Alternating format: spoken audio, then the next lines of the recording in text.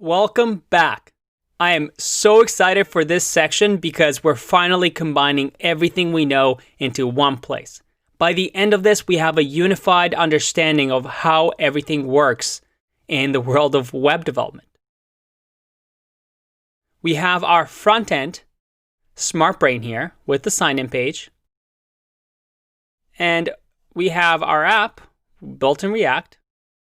We also have our server running on port 3000, listening to requests, but now we don't need this database anymore. We can create our own Postgres database now and have the server interacting with it through SQL, updating everything, and then responding through Express back to the front end.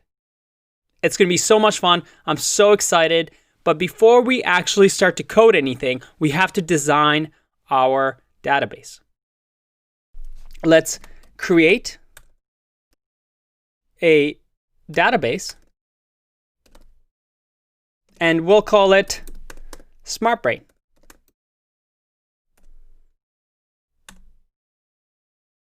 All right, perfect.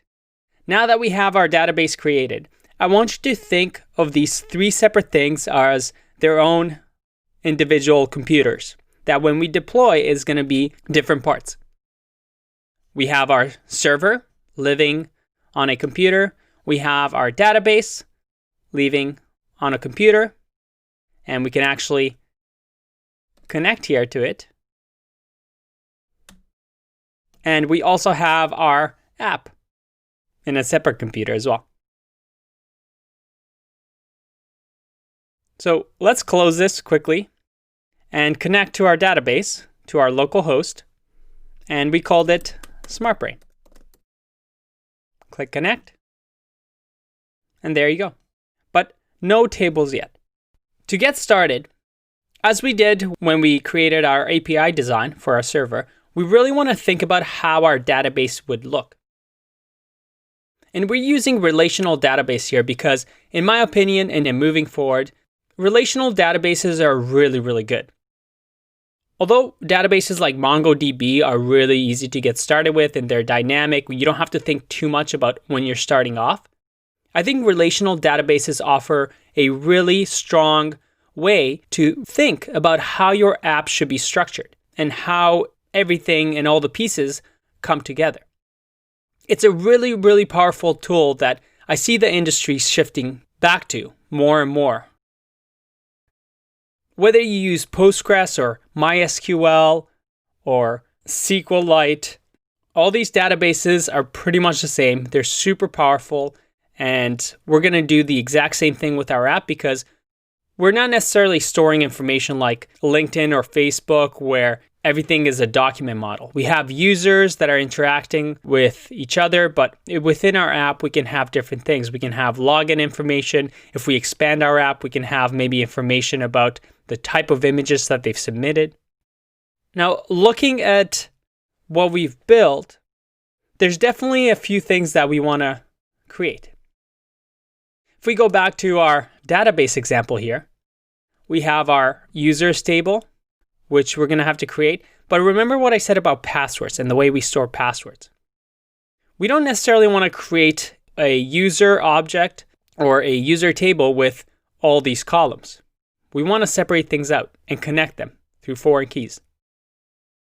So we're going to create a users table and then a login table and have those tables connected through perhaps the email field. Let's go back to our GUI and create these tables now. I'm going to open up the query. Let's remove this from now, our old query. And let's create our users table.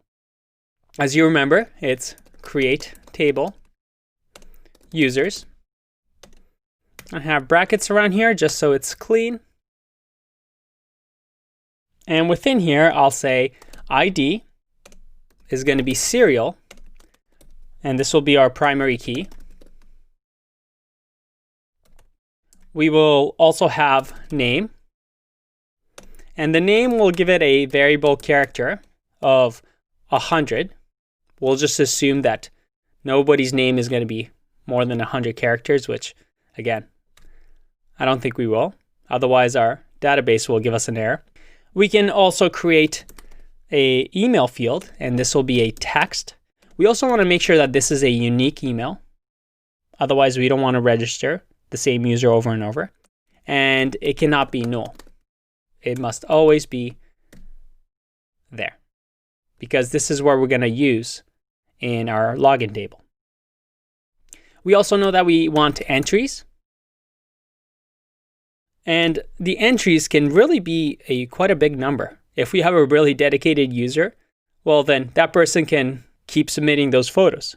So let's just do a large int here. Oops, and instead of large, it's big int. There you go. With big int, we will also say that we want the default, and this might be new for us, but default value should be 0. Unless we somehow insert with entries and a number, if we don't specify what we're inserting the number with, it should be default to 0. Finally, we also want to get the time that they joined our app, and we can use a timestamp data type for that. And again, we want to make sure that this is not null either. All right, let's run this and see if it works. And I get an error at or near, and that's because I added a comma at the end here. Let's try that again. There you go. If I refresh, we have our users table. Amazing. So we have the users table, which we're going to store all this information. And we also want to make sure that we store our login information, the email and the hashes. Because remember, we're never storing plain text passwords. Let's create that. I'm going to go back to the query, remove this, and change it to login. And this login will now have an ID, once again, of serial. And the serial data type will just increment. It'll be a primary key. And we'll have a column hash that has a variable character of 100 once again, because we know that bcrypt always gives us a certain length hash and it'll never be over 100 characters. Not null. We absolutely need this information. And then finally email, which will be the same as the users table. And this email will be a text. It must be unique and definitely not null. Let's run the query and refresh. All right, we got ourselves our tables design. So now that we have these tables, we understand what our data is going to look like. This is going to be a database that will persist no matter if the server goes down. It's going to make sure that this data stays put. Now that we have these 3 pieces running, we can start to work with the server, remove the database variable, and actually connect to our database. I'm excited to show you how we're going to do that in the next video.